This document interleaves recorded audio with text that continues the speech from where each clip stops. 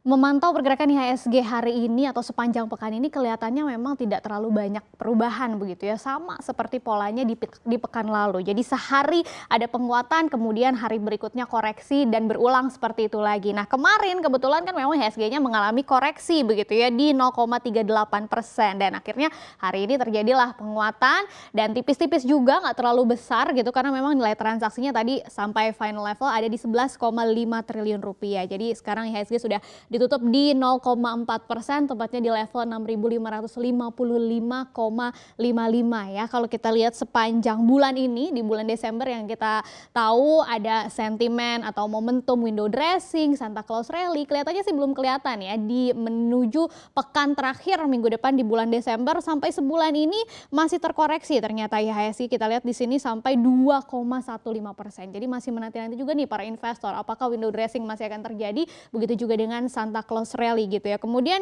kita lihat di sini dengan total nilai transaksi 11,5 triliun rupiah tadi menariknya di pasar reguler gitu ya, nilai transaksi asing sudah mulai terjadi net buy setelah dalam sepekan terakhir ini ada net sell sebesar 764 miliar. Hari ini tidak terlalu banyak memang, tapi sudah ada net buy di pasar reguler saja sebesar 153,18 miliar rupiah gitu ya. Nah kita lihat beberapa saham yang hari ini juga ramai ditransaksikan atau dibeli oleh asing itu ada beberapa saham perbankan, misalnya ada BBRI di sana, dan yang paling banyak justru ada emiten MTEK atau Elang Mahkota Teknologi ya. Nah kita bergeser dulu ke sentimen secara umum nih, penguatan IHSG ini ternyata memang terjadi beriringan juga dengan tren positif yang ada di bursa Asia. Sentimen positifnya kali ini bersumber dari Amerika Serikat, di mana Presiden Joe Biden menegaskan bahwa pemerintah AS tidak akan melakukan pembatasan sosial ya alias lockdown ketat seperti yang pernah diberlakukan sebelumnya ketika Delta melanda. Dan ini memicu optimisme pastinya di bursa Amerika Serikat tadi malam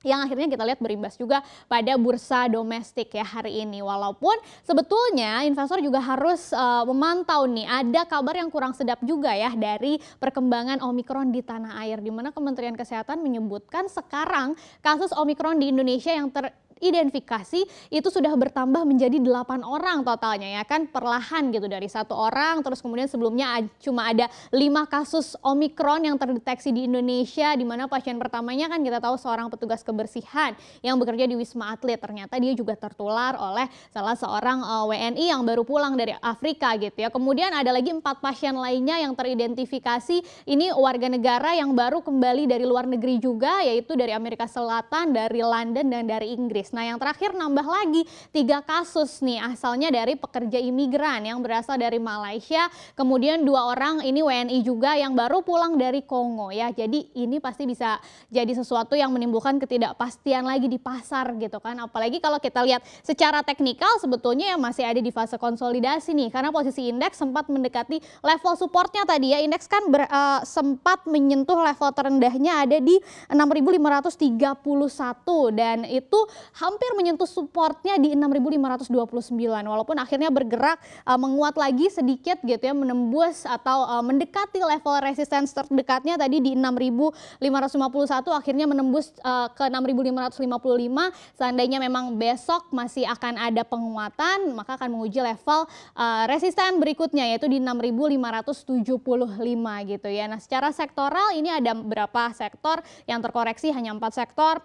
Di sini ada energi terkoreksi 0,12%, kesehatan juga melemah 0,25%, properti dan real estate melemah 0,54%, kemudian teknologi yang paling dalam koreksinya 0,88%. Sementara sektor lainnya yang berhasil menopang atau mengerek IHSG kembali ke zona hijau atau bertahan di zona hijau sepanjang hari ini, paling tinggi ada perindustrian ya, menguat sampai 1,14%, baru diikuti oleh konsumer non primer 1,03% dan bahan baku menguat 0,68%. Yang lainnya finansial, konsumer primer, infrastruktur, transportasi dan logistik juga semuanya berada di zona hijau. Nah kita ke 2 sektor yang hal ini terkoreksi gitu ya, ada energi dan kesehatan. Kita ke kesehatan dulu nih atau farmasi, karena pas banget ada salah satu sentimen yang mewarnai sektor farmasi ini datang dari FDA Amerika gitu ya, yang menyetujui peredaran obat COVID-19 produksi Pfizer dan Merck. Jadi obat ini diklaim efektif nih mencegah dan menurunkan tingkat keparahan infeksi infeksi,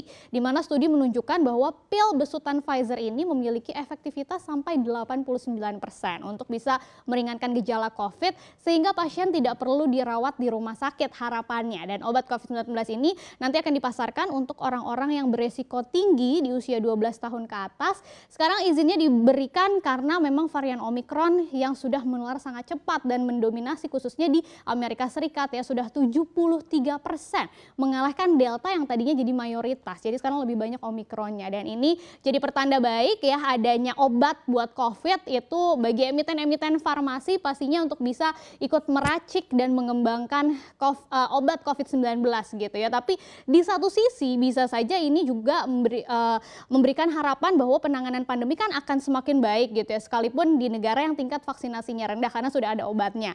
Jadi harapan pandemi bisa segera selesai itu kembali mencuat. Nah, mungkin saja investor melihatnya ini bisa jadi sentimen negatif nih bagi saham di sektor kesehatan, karena artinya pendapatannya kemungkinan tidak akan semoncar saat pandemi gitu ya. Alhasil ada beberapa emiten kesehatan di sini kita lihat yang terkoreksi, misalnya ada Kimia Farma sampai 2,78%, kemudian ada Temposcan Pacific melemah sampai 0,34%, walaupun beberapa lainnya masih mampu menguat seperti Indofarma menguat 0,44%, dan Kalbe Farma juga terapresiasi sampai 1,27%. Kalau kita lihat beberapa hari kebelakang sih memang sektor farmasi sudah menguat cukup signifikan ya. Jadi mungkin koreksi-koreksi yang terjadi ini adalah koreksi yang wajar gitu. Kita beralih lagi ke sektor lainnya tadi yang juga terkoreksi hari ini, ada sektor energi, di dalamnya termasuk batubara. Nah, ada sentimen juga nih untuk emiten batubara yang asalnya dari rencana pemerintah ingin menaikkan target produksi batubara di tahun 2022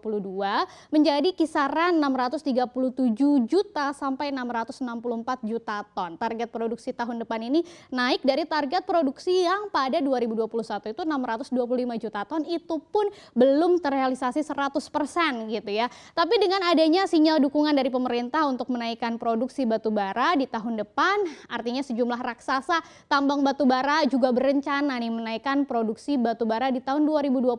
Misalnya seperti yang kita lihat di sini ada Bumi, kemudian ada PTBA, kemudian ada Adaro, itu banyak tuh yang ramai-ramai menaikkan targetnya produksi untuk tahun 2022 gitu ya. Dan bisa jadi ini jadi momentum juga untuk para pengusaha menjual produk batubaranya gitu ya di tengah harga batubara yang masih relatif tinggi, walaupun sudah ada beberapa koreksi.